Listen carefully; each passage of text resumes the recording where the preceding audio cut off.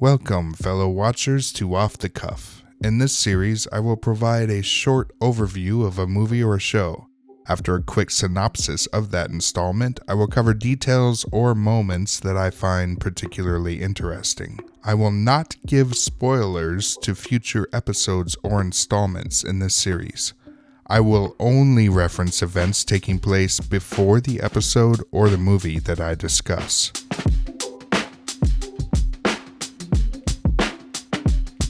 Hey there, fellow watchers. We're now on Buffy the Vampire Slayer Season 1, Episode 8. I, Robot. You, Jane.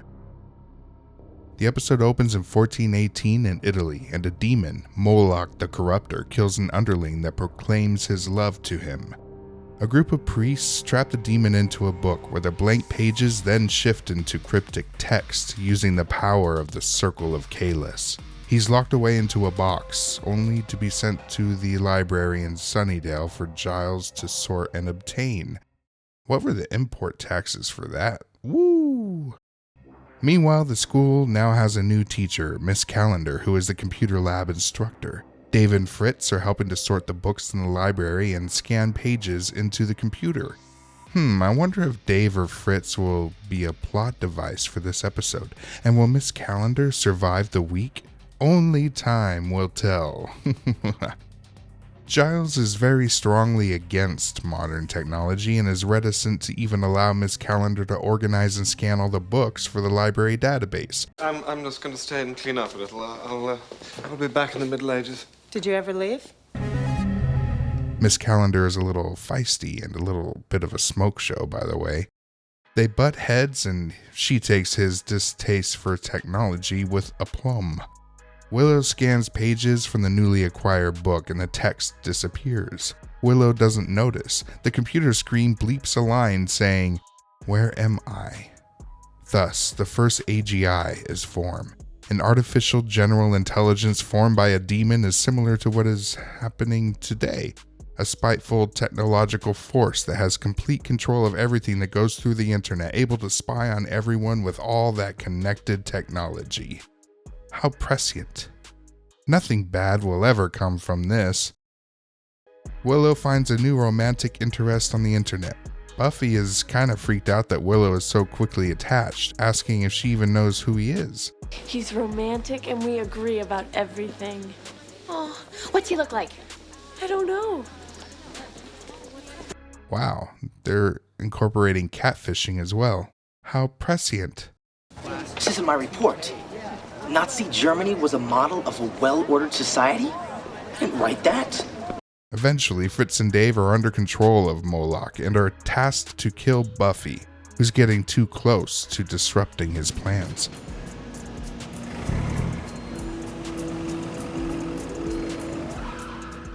I couldn't get close enough to see what it was. Calax Research and Development. It's a computer research lab. Third largest employer in Sunnydale. Took closed down last year.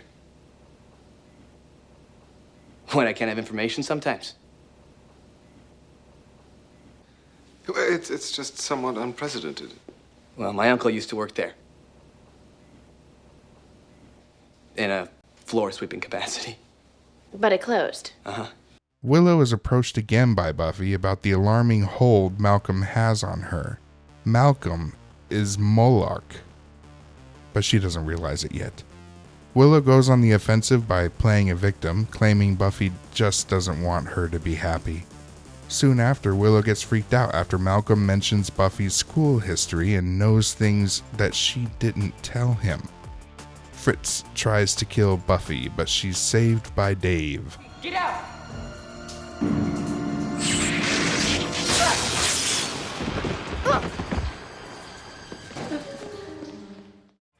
Dave gets cold feet about killing Buffy, but Moloch won't have none of that. Open the pod bay doors, please, Hal. I'm sorry, Dave. I'm afraid I can't do that. He writes a letter by Dave to his parents, telling him he doesn't want to go on anymore. He will shirk his mortal coil. A few moments later.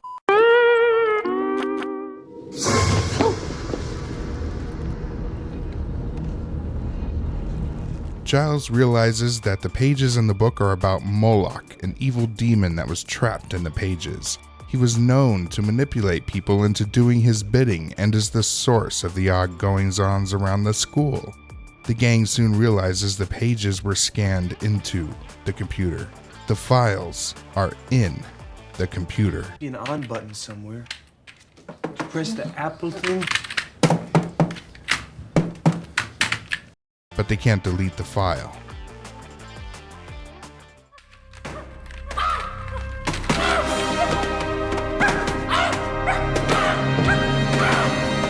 I'm sorry, Dave.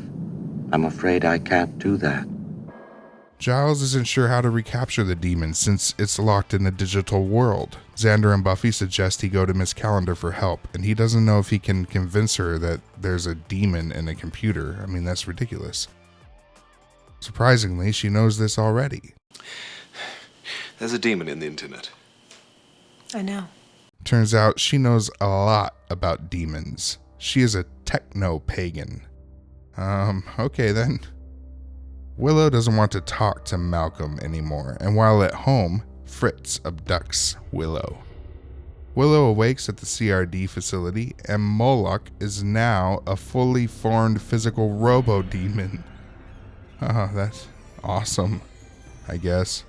He wants her undying love, and she spurns his advances.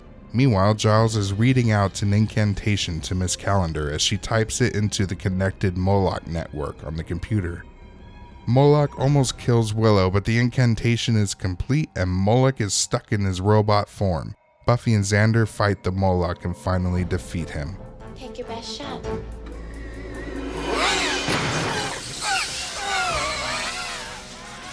Giles talks with Miss Calendar about his distrust of computer technology. Honestly, what is it about them that bothers you so much? The smell. Computers don't smell, Rupert. I know. It's the smell. Smell is the most powerful trigger to the memory there is. Books smell musty. And the knowledge gained from a computer is it has no texture, no context. It's there and then it's gone. If it's to last, then the getting of knowledge should be tangible. It should be smelly. They seem to have a better understanding of each other, and Miss Calendar survives the episode. Okay, cool. Buffy, Xander, and Willow all realize that being in the Hellmouth and working on fighting evil is not good for finding a stable relationship.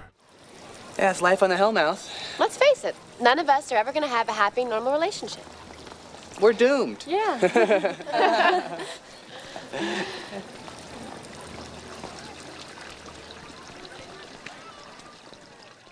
The end.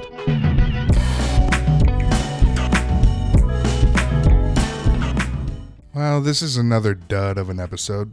Sure, the idea of a demon possessing and harnessing the power of all knowledge is a little more on the nose than could have been expected 30 years ago. Back then, the internet was a new thing, and the concept of forming a superintelligence that can access any and all technology connected online was pretty far-fetched. It was only science fiction.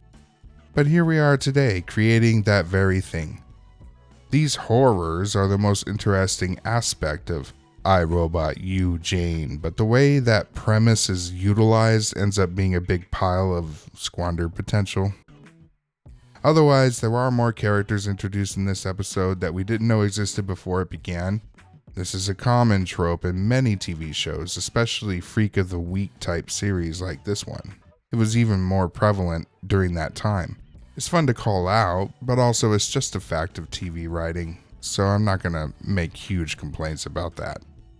Miss Calendar survived in this episode, and she knows about demons and perhaps has some powers or abilities of her own that we haven't even seen yet.